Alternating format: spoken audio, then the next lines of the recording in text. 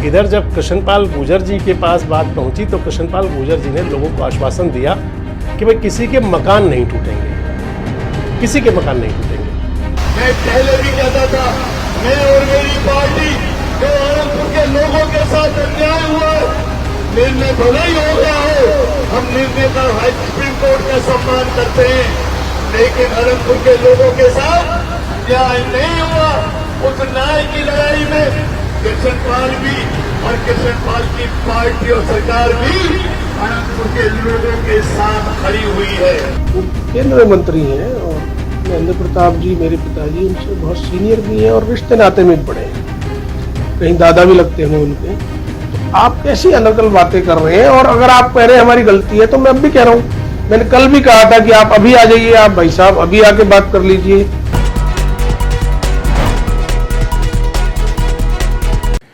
दोस्तों नमस्कार, मैं संजय मग्गोर मौजूद है देश रोजाना के डिजिटल मीडिया मंच पर। एनसीआर के अंदर एक मुद्दा इस समय बहुत ज़्यादा चर्चाओं में है। एनसीआर क्षेत्र का एक प्रमुख गांव है अनंगपुर।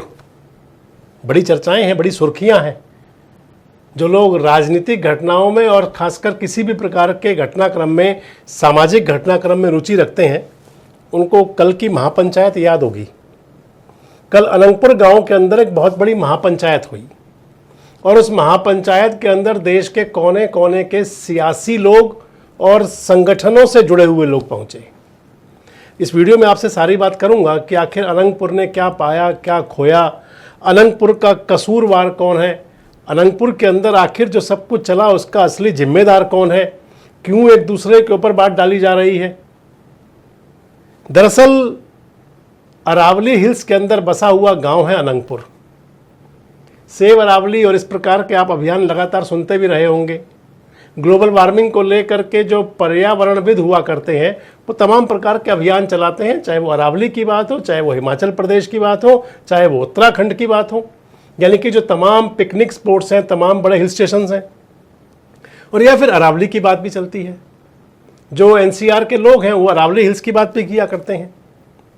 अरावली के विषय को लेकर तमाम प्रकार की बातें हमेशा चलती रहीं, लेकिन ये बातें ज़्यादा बड़ी तब हो गई जब लगभग पिछले आप इसे 3 महीने से मान लें कि अप्रैल महीने से इसके अंदर एकाएक जब पूरी गर्मी आई। और गर्मी किस बात से आई? इधर सुप्रीम कोर्ट के अंदर एक मामला था, लंबित था। सुप्रीम कोर्ट ने कहा कि वन क्षेत्र को खाली कराया जाए, और इधर विधानसभा के अंदर मुद्दा उठा। आपसे सारी चर्चा करूंगा इस वीडियो के अंदर, क्यों किसी पर बात जा रही है, क्यों समझा जा रहा है, क्यों किसी को सफाई देनी पड़ रही है। तो इस अरावली वाले मामले में जब शुरू हुई बात तो बात ये चली थी कि अरावली हिल्स के अंदर कमर्शियल एक्टिविटीज, वाणिज्यिक गतिविधियां नहीं होंगी। हालांकि मैं अपने कई वीडियोस में आपसे मैंने कहा कि रोटी, कपड़ा और मकान ये मूलभूत जरूरियात हैं। अरावली हिल्स के इस एरिया के अंदर बहुत बड़ी संख्या में यहाँ पर बैंक्वेट हॉल थे, बहुत बड़ी संख्या में यहाँ फार्म हाउसेस थे, जिनके अंदर तमाम प्रकार के बड़े बड़े, आम आदमी की शादी तो उसमें होती नहीं, बड़े बड़े धन्ना सेठ, बड़े बड़े जो रईस, उनके परिवारों की शादियाँ वहाँ हुआ करती थी, और उनके अंदर रोज़गार मिला करता था। किसी फूल के डेकोरेशन करने वाले को, किसी खाना बनाने वाले को, तमाम जो उसके अंदर काम किया करते हैं वेटर्स को, उनको रोज़गार मिलता था। लेकिन सुप्रीम कोर्ट में बात गई, उसके अंदर किसने कितनी पैरवी की, नहीं की, ये सारी आगे का विषय है। लेकिन सुप्रीम कोर्ट से एक आदेश आ गया कि वन क्षेत्र को खाली करा दिया जाए। न केवल वाणिज्यिक गतिविधियां, बल्कि इसके साथ साथ ही अनंगपुर गांव के अंदर जो मकान है, घर है, लोगों की छत है, लोगों की छत उजड़ने की बात चल पड़ी। पीला पंजा दन दनाने लगा लगातार। और पीला पंजा दन दनाने से पहले जब ये शुरुआत हुई तो उस समय तमाम सियासी एक दूसरे पर जो आरोप प्रत्यारोप होते हैं उसकी भी बात शुरू हुई। लेकिन यह सबसे बड़ी बात हुई थी जो वो विधानसभा के अंदर बोले थे बड़खल के विधायक, जो अरावली हिल्स के क्षेत्र में ही आते हैं। बड़खल जिनका विधानसभा क्षेत्र है, वहाँ के विधायक धनेश अदलखा विधानसभा में बोले थे। धनेश अदलखा ने विधानसभा के अंदर कहा था कि यहाँ पर एक्शन नहीं होता। हालांकि बात तो उन्होंने फार्म हाउसेस की थी, लेकिन सुप्रीम कोर्ट के अंदर तो बात सारी मकानों की भी थी। वन क्षेत्र पूरा आ चुका था। अब अदलखा साहब कृष्णपाल गुर्जर जी के बहुत चहेते हैं, नज़दीकी हैं उनके। बहुत उनके नवरत्नों में शामिल हैं। जब अदलखा साहब ने बात कही तो ये बात कहीं ना कहीं जाकर के पहुंची कृष्णपाल गुर्जर जी के पास। ये जो एरिया है, खासकर अनंगपुर का क्षेत्र है या अरावली हिल्स के अंदर, जो बाकी अगर कोई बात आती है तो यहाँ पर जो बाहुल्य है, क्योंकि हालांकि आप जाति धर्म की बात ना करें, लेकिन मैं अपने कई वीडियोस में मैं भी पहले कहता रहा हूं कि जाति है, कहीं जाति नहीं, कभी भी जाति की बात तो पहले हुआ करती है। तो इस क्षेत्र के अंदर गुर्जर बाहुल्य ही लोग हैं, गुर्जर बाहुल्य लोगों की वाणिज्यिक गतिविधियां थी, गुर्जर बाहुल्य समाज के लोगों के यहाँ पर मकान है, उनके आवास हैं। और मैं आपको बता दूं कि गुर्जर समाज को कमाने खाने वाला कमेरा समाज कहा जाता है। पशुपालन, खेती, ये मुख्य व्यवसाय हुआ करते हैं। और वहाँ से बढ़ करके गुर्जर समाज बढ़ा जब उन्होंने खासकर जो यहाँ पे जो वाणिज्यिक गतिविधियाँ थी उसके अंदर 50% गुर्जर समाज की ही थी। बाकी हो सकता है कुछ लोग और भी बाहर से उसमें आकर के कुछ फार्म हाउसेस बनाए गए हों। लेकिन जब बात ये अदलखा साहब ने कही तो ये कहीं जाकर के कृष्णपाल गुर्जर जी के लिए भी बड़ी परेशानी का कारण बनी। लोगों को उनसे बड़ी उम्मीद है, क्योंकि वो सांसद हैं, केंद्रीय मंत्री हैं, लोग पहुंचे उनके निवास पर। लेकिन इधर पीछे से बात करने वाले एक बात चला रहे थे कि आखिर अदलखा साहब ने बात विधानसभा में कैसे की थी। खैर, विधायक हैं तो उनकी शायद अपनी सोच होगी। इधर जब कृष्णपाल गुर्जर जी के पास बात पहुंची तो कृष्णपाल गुर्जर जी ने लोगों को आश्वासन दिया कि भाई किसी के मकान नहीं टूटेंगे, किसी के मकान नहीं टूटेंगे। जो हो रहा है, यानी कि जो वाणिज्यिक गतिविधियां हैं उस पर हम भी कुछ नहीं कह रहे, लेकिन मकान किसी के नहीं टूटेंगे। वाणिज्यिक गतिविधियों तक सब लोग शांत भी थे। लेकिन जब बात आ गई घर मकान तोड़ने की, आशियाना लुटने की, सर से छत हटने की, जब सर से छत हटती है, जब सर से कोई साया उठता है तो उसी को महसूस होता है। इसी प्रकार जब सर से छत उठती है तो उनको ही पता होता है कि उन पर क्या बीतेगी, परिवार की महिलाओं के साथ क्या होगा, बच्चों के साथ क्या होगा। और ऐसा लगता है व्यक्ति को, अगर किसी का घरवंदा उजड़ रहा हो, चाहे वो किसी प्रकार से भी बना हो, जब वो उजड़ता है, 40-40, 50-50, 60-60 साल पुराने किसी के आशियाने उजड़ते हैं, तो फिर उनकी जो चिंता, सोच, परेशानी, ये सब सामने आता है। इधर कृष्णपाल गुर्जर जी ने कहा कि टूट फूट नहीं होगी। आप सभी में वीडियोस में आपको लगातार दिखा रहा हूं।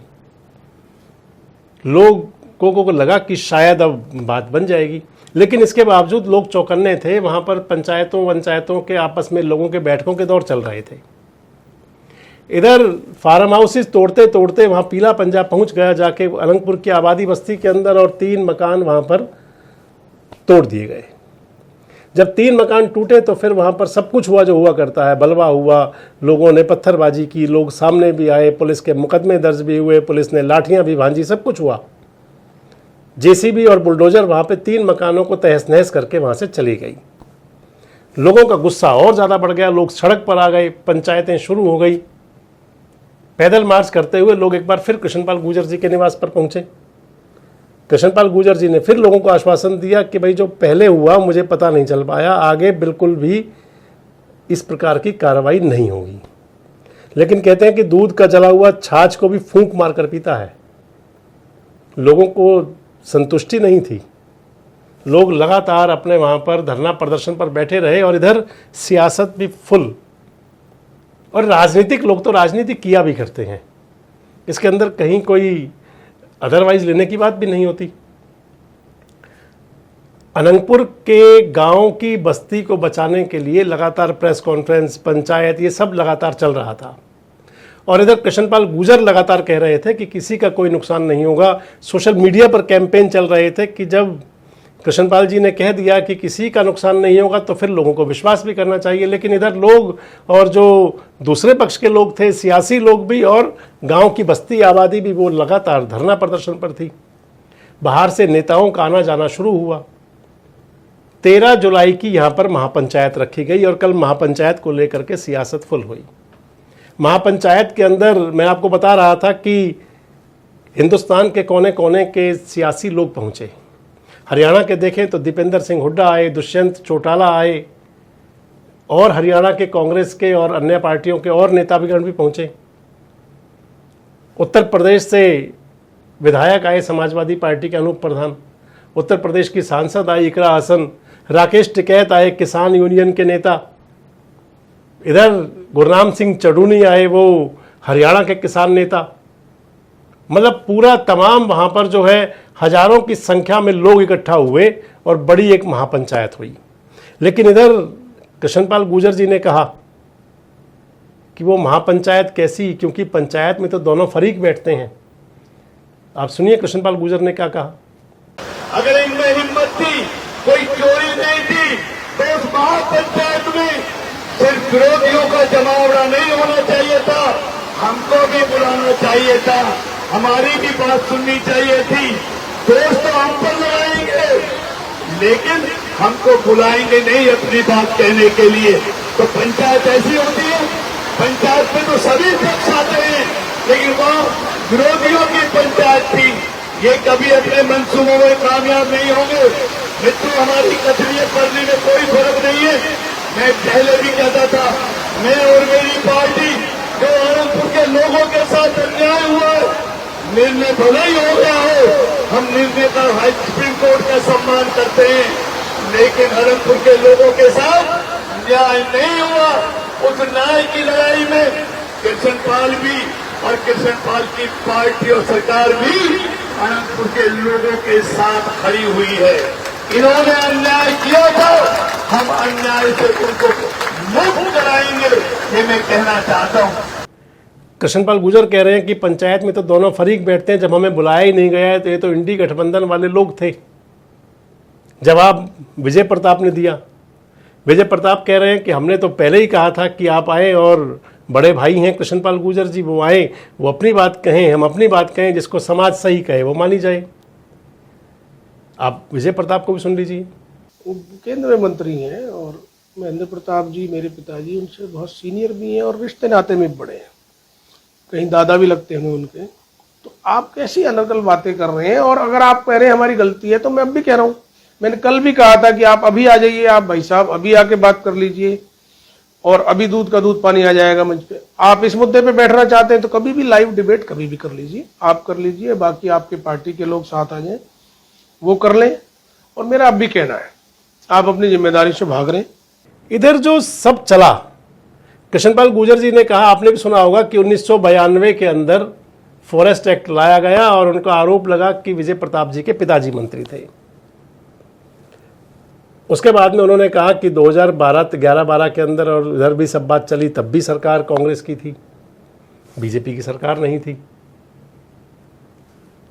कह रहे हैं कि हम पाप धो रहे हैं, ये भी कहते हैं कृष्णपाल गुर्जर जी। लेकिन बड़ी बात आती है दोस्तों कि जो सत्तासीन हुआ करते हैं, लोगों को उम्मीद भी उन्हीं से हुआ करती है। हमेशा अगर किसी भी सरकार ने, या मान लीजिए आज जो सरकार है अमुक और कल जो बदल जाएगी, अगर वो विकास की घोषणाएं करेगी तो भी उसका श्रेय आने वाले लोग लेंगे, और अगर वो कहीं कोई कमी कर रही होगी और उस कमी का नुकसान, खामियाजा लोगों को आज भुगतना होगा, तो भी वही लोग लेंगे जो आने वाले होंगे।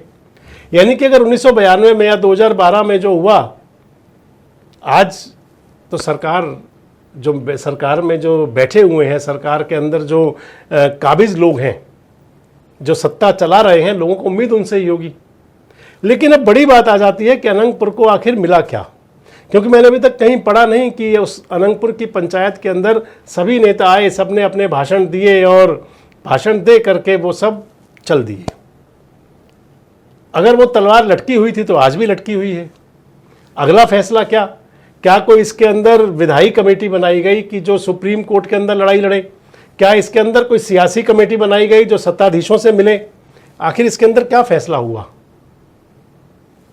सबसे महत्वपूर्ण बात यह है कि अब अनंगपुर का भविष्य क्या अनंगपुर के अंदर इस महापंचायत के बाद में और कृष्णपाल गुर्जर जी के जो उनका लोगों को दिया हुआ आश्वासन है, उसके बाद में क्या अब ये टूट फूट की तलवार लटक गई, और या फिर अभी लटकी हुई है, अभी कोई आगे समस्या और भी बाकी है? क्या होगा अनंगपुर का आने वाले समय की, यहाँ की स्थिति क्या बनेगी? इस पर आपके भी विचार अपेक्षित हैं। आप जरूर बताएं कमेंट बॉक्स में कि क्या यहाँ केवल सियासत और या फिर लोगों को अनंगपुर बचाने की मुहिम चलाना लोगों के लिए जरूरी? कमेंट बॉक्स में जरूर बताएं। जुड़े हमारे साथ, देखते रहें देश रोजाना। हमारे साथ जुड़े रहने के लिए सब्सक्राइब करें देश रोजाना के YouTube चैनल को और नई वीडियो की नोटिफिकेशन पाने के लिए बेल आइकन जरूर दबाएं। अगर आप ये वीडियो फेसबुक या इंस्टाग्राम पर देख रहे हैं तो पेज को लाइक और फॉलो जरूर करें और ज्यादा से ज्यादा शेयर करें।